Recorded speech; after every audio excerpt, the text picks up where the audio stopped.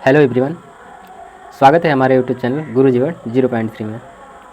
दोस्तों, BPSC special class TRE 3 के लिए ये तीसरा प्रैक्टिस सेट है और इस प्रैक्टिस सेट में टीआरई 1, 2, 3 जितने क्वेश्चंस हैं जो एग्ज़ाम में आए थे सभी को हमने कलेक्ट करके 30 दिन का टारगेट रखा है हमने और 30 दिन में 30 प्रैक्टिस सेट कराएंगे और टॉप 15 से 20 क्वेश्चंस रहेंगे व्याख्या के साथ।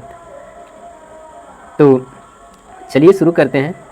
अगर आप पिछले वीडियो को नहीं देखे हैं तो प्लीज़ उस वीडियो को भी देखिए, आप उस प्रैक्टिस सेट को भी कीजिए, बहुत सहायता मिलेगी आपको एग्ज़ाम में आप लोग जब जाएंगे तो।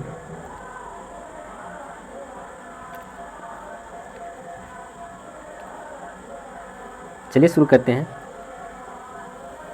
निम्नलिखित में से कौन सा विद्रोह लंबी दाढ़ी रखने पर कर लगाए जाने के कारण हुआ था? दोस्तों, एक ऐसा भी विद्रोह था जो कि कोई व्यक्ति अगर लंबी दाढ़ी रख ले तो उस पर कर लगा दिया जाता था। उसके कारण जो आंदोलन हुआ था वो बहावी आंदोलन था। बहावी आंदोलन था। देखिए, बहावी आंदोलन लंबी दाढ़ी रखने पर कर लगाए जाने के कारण हुआ था। यह आंदोलन वर्ष 1831 में हुआ था। इससे संबंधित नेता सैयद अहमद थे। ठीक है, इससे संबंधित नेता कौन थे? सैयद अहमद थे।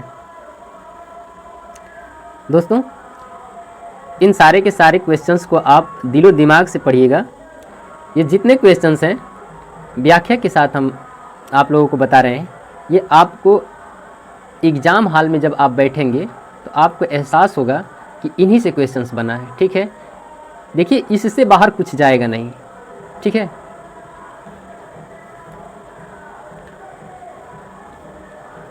दूसरा क्वेश्चन है 1817 में कलकत्ता में हिंदू कॉलेज की स्थापना किसने की? तो इसका राइट आंसर है डेविड हेयर ने। डेविड हेयर जो थे वो कलकत्ता में हिंदू कॉलेज की स्थापना की।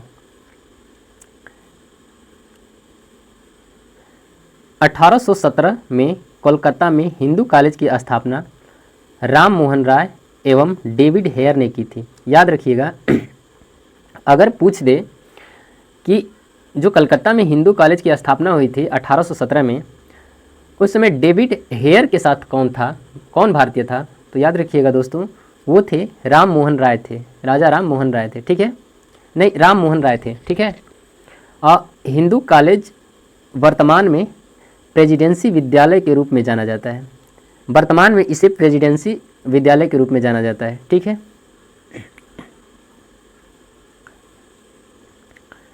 वुड के 1854 के प्रश्न के संबंध में निम्नलिखित कथनों पर विचार कीजिए। जो वुड था, जो अंग्रेज जनरल था वुड, उसका एक घोषणा पत्र निकला था जो कि 1854 को प्रकाशित हुआ था।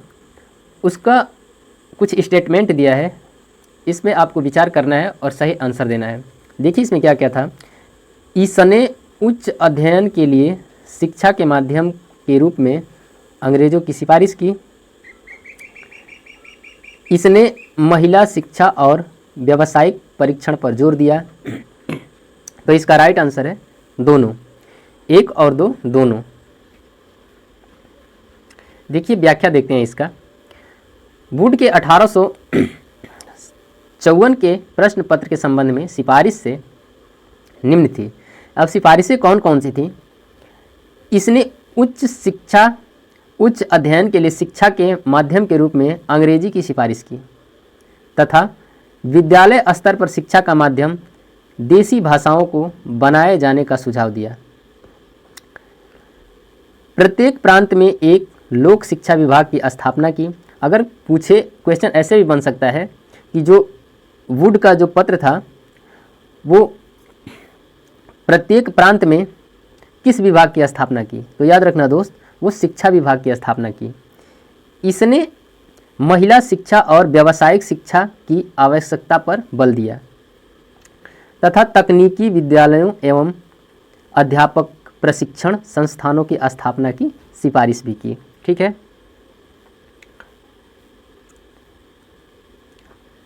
द व्हील ऑफ हिस्ट्री, इतिहास के पहिए। द व्हील ऑफ हिस्ट्री, इतिहास के पहिए नामक पुस्तक किसके द्वारा रचित है?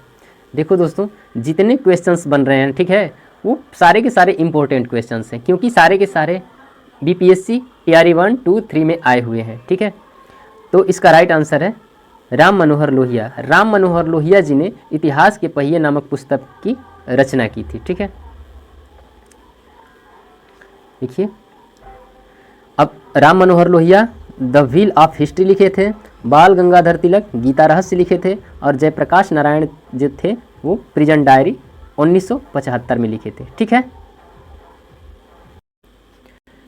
तो ये कुछ किताबें थीं जो कि इन महान पुरुषों की थी। ठीक है। चलिए आगे देखते हैं।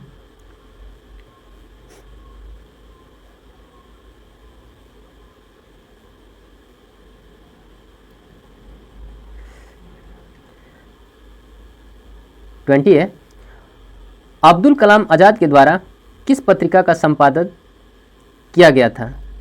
जो अब्दुल कलाम आज़ाद थे उन्होंने अल हिलाल लिखा था। ठीक है, अल हिलाल, याद रखिएगा दोस्तों, ये कॉमरेड का इनसे मिलता जुलता नाम है, वो अलग है। ठीक है। तो इसमें हम भी कन्फ्यूजन हो गए थे और मार दिए थे इसका कॉमरेड। ठीक है, लेकिन इसका राइट आंसर है अल हिलाल। देखिए, मौलाना जफ़र अली खान जो हैं वो जमींदार लिखे हैं, और मोहम्मद अली जवाहर जो हैं वो कॉमरेड लिखे हैं। ठीक है, मोहम्मद अली जवाहर वो कॉमरेड लिखे हैं, और अबुल कलाम जो हैं अल हिलाल लिखे हैं। अबुल कलाम जो है अल हिलाल। गंगाधर भट्टाचार्य जो है बंगाल गजट लिखे हैं। ठीक है।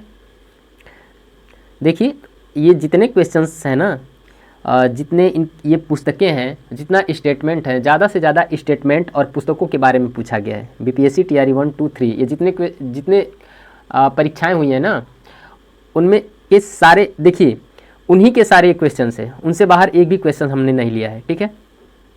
तो आप देख सकते हैं कि कैसे कैसे क्वेश्चन पूछे गए हैं।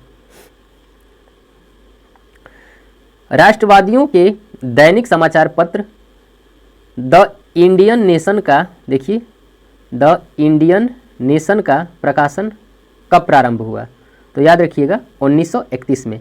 1931 में द इंडियन नेशन का प्रकाशन प्रारंभ हुआ। ठीक है।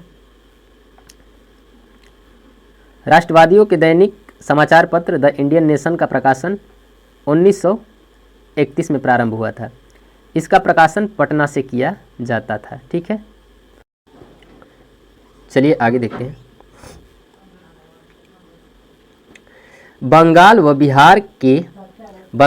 बिहार के नील कृषकों की दशा का वर्णन करते हुए नील दर्पण नाटक, देखिए दोस्तों, ये very very most important questions है। ठीक है। नील दर्पण नाटक किसके द्वारा लिखा गया था?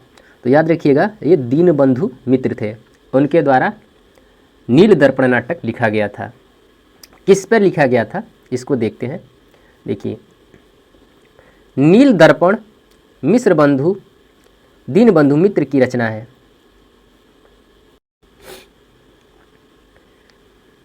प्रख्यात बांग्ला नाटककार दीनबंधु मित्र द्वारा रचित नील दर्पण 1860 ईस्वी में प्रकाशित हुई थी। इसमें नील आंदोलन का विस्तृत वर्णन मिलता है। ठीक है।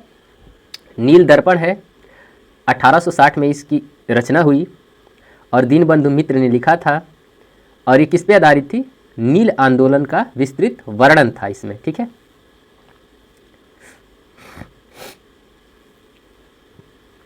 इंडिया डिवाइडेड पुस्तक किसने लिखी? इंडिया डिवाइडेड पुस्तक किसने लिखी? तो इसका राइट आंसर है राजेंद्र प्रसाद। राजेंद्र प्रसाद ने इंडिया डिवाइडेड पुस्तक लिखी। पुस्तक भारत के प्रथम राष्ट्रपति डॉक्टर राजेंद्र प्रसाद, याद रखिएगा, भारत के प्रथम राष्ट्रपति भी डॉक्टर राजेंद्र प्रसाद थे, इन्हीं के द्वारा लिखी गई है।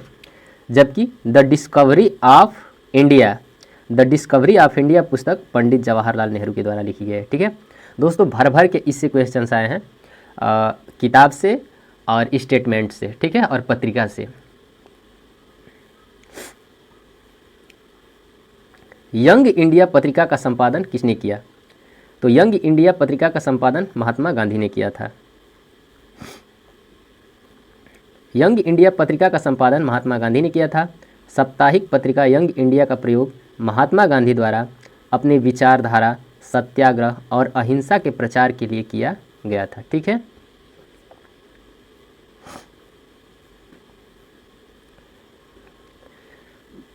हुंकार हिंदी साप्ताहिक पत्रिका के प्रकाशन से कौन संबंधित थे? हुंकार हिंदी साहित्यिक पत्रिका जो थी उससे कौन संबंधित थे? तो उपयुक्त में से एक से अधिक।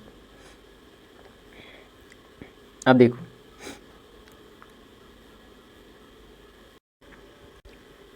वर्ष 1940 में हुंकार नामक साप्ताहिक पत्रिका के प्रकाशन से यमुनाकार जी, राहुल सांकृत्यायन और स्वामी सहजानंद सरस्वती संबंधित थे। ठीक है, यमुनाकार जी, राहुल सांकृत्यायन और स्वामी सहजानंद सरस्वती संबंधित थे। राहुल सांकृत्यायन इसके संपादक थे। राहुल सांकृत्यायन जो थे इसके संपादक थे और स्वामी सहजानंद सरस्वती जो थे इस पत्रिका के प्रमुख व प्रकाशक थे। ठीक है, तो इसको बहुत डिटेल में अच्छे से पढ़िएगा, जो कुछ भी पढ़ रहे हैं अच्छे से पढ़िएगा। बीपीएससी हम दे चुके हैं दोस्त, और पहली बार 2 बार हो चुका है, और बहुत अच्छे अच्छे क्वेश्चंस, अच्छे अच्छे लेवल के क्वेश्चंस पूछे जा रहे हैं। ठीक है,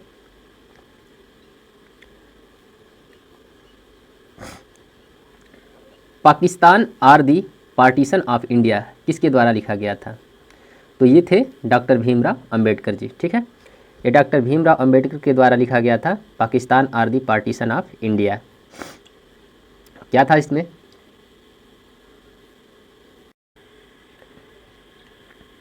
Pakistan or the partition of India पुस्तक के लेखक भीमराव अंबेडकर जी हैं, और बी आर अम्बेडकर द्वारा लिखित पुस्तक 1947 में भारत के विभाजन से पहले की घटनाओं का एक व्यवहारिक विश्लेषण प्रस्तुत करती है। ठीक है, ये जो पुस्तक है वो 1947 के पहले जो भारत की स्थिति थी, घटनाएं थी, उसका ये वर्णन करती है। ठीक है, अब देखिए, वर्नाक्यूलर प्रेस एक्ट के बारे में निम्नलिखित में से कौन सा कथन सही है? इसमें कौन सा कथन सही है? पहला कथन क्या दिया है? इसे लॉर्ड लिटन द्वारा अधिनियमित किया गया था। इसे गैंगिंग अधिनियम के रूप में जाना जाने लगा। इस अधिनियम को लॉर्ड रिपन ने निरस्त कर दिया। दिए गए कूट का प्रयोग करके सही उत्तर दीजिए। तो इसका राइट आंसर है दोस्तों 1, 2 और 3, तीनों है। ठीक है, तीनों। देखिए,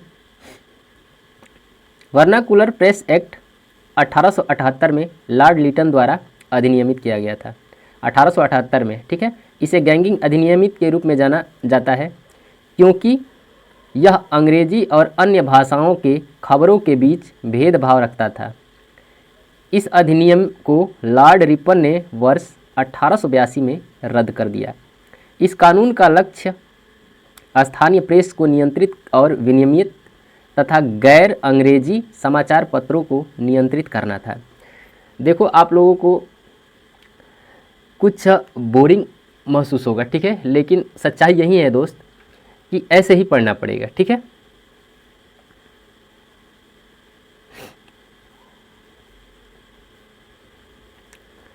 बायोग्राफी ऑफ कुंवर सिंह और अमर सिंह के लेखक कौन है? तो इसका राइट आंसर है काली किंकर दत्त। कौन है? काली किंकर दत्त। आइए जानते हैं, बायोग्राफी ऑफ कुंवर सिंह और अमर सिंह के लेखक काली किंकर दत्त हैं। ठीक है,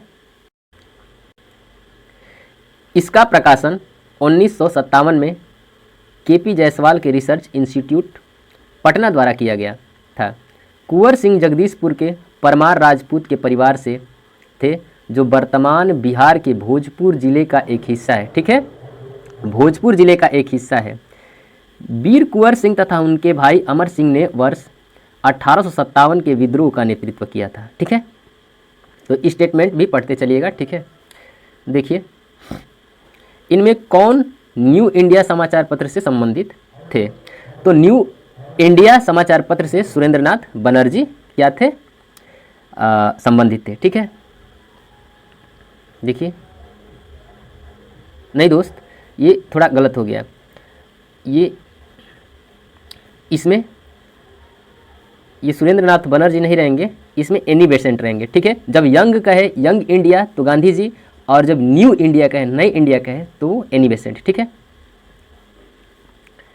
इसीलिए हम व्याख्या लगा दिए, आप लोग देख लेंगे। देखिए, न्यू इंडिया समाचार पत्र एनी बेसेंट द्वारा प्रकाशित दैनिक समाचार पत्र था, जिसकी स्थापना होम रूल लीग एवं भारतीय स्वतंत्रता संग्राम से संबंधित समाचार फैलाने तथा संबंधित मुद्दों को उजागर करने के लिए किया गया था। ठीक है, ध्यातव्य है कि कॉमनवेल्थ पत्रिका का संपादन तथा वर्ष 1916 में मद्रास में all India home rule league की स्थापना की एनी बेसेंट के द्वारा की गई थी। ठीक है,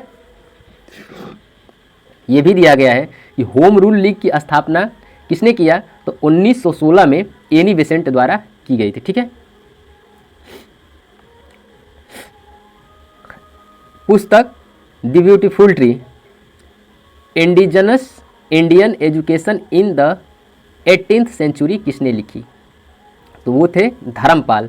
धर्मपाल ने ये पुस्तक लिखी है। तो देखिए, पुस्तक the beautiful tree indigenous Indian education in the 18th century पुस्तक को धर्मपाल ने लिखा है। धर्मपाल भारत के एक महान गांधीवादी विचारक, इतिहासकार और राजनीतिक दार्शनिक थे। धर्मपाल का जन्म 1922 में उत्तर प्रदेश में मुजफ्फरनगर के ज़िले के कांधला में हुआ था। ठीक है, तो ये इनका था व्याख्या। तो दोस्तों, बस आज के लिए इतना ही, और अच्छे अच्छे क्वेश्चन थे। और अगर इसकी PDF चाहिए तो आप हमारे टेलीग्राम से चैनल से जुड़ जाइए, वहाँ पे आपको जो PDF है अवेलेबल मिल जाएगी। ठीक है, और वीडियो में जितने दोस्त देखिए, जितने क्वेश्चन थे वेरी मोस्ट इम्पोर्टेंट थे। तय आपको करना है पढ़ना कैसे है। ठीक है, ओके, आज के लिए इतना ही। अगर वीडियो अच्छी लगी हो तो प्लीज़ वीडियो को एक लाइक ज़रूर दीजिएगा और चैनल को सब्सक्राइब कर लीजिएगा। धन्यवाद।